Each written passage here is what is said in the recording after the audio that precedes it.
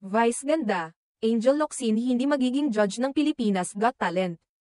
Ayon kay OG, tila magbabalik ang tanyag na programang Gandang Gabi Vice, kaya naman nagdesisyon si Vice Ganda na humindi na bilang isa sa mga hurado ng reality show na Pilipinas Got Talent. Ang Pilipinas Got Talent ay magsasagawa ng audition sa darating na linggo. Ika-9 ng Pebrero, sa Albuera Municipal Gym, Albuera, Leyte mula alas 9 ng umaga hanggang alas 5 ng hapon.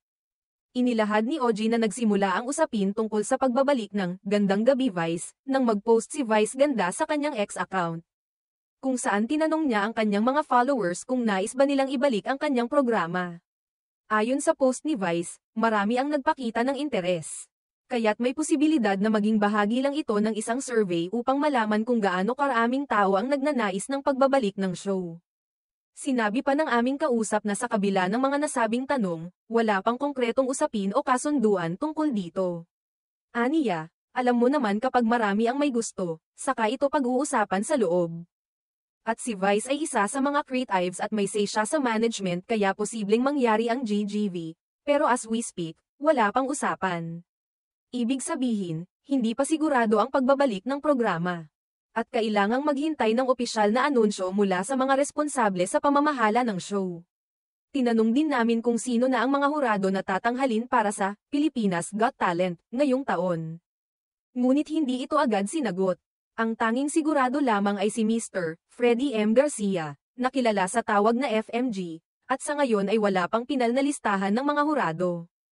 Hindi rin nabanggit sa usapan ang pangalan ni Angel Locsin, na isa sa mga kilalang personalidad na dating nagsilbing hurado sa nasabing programa.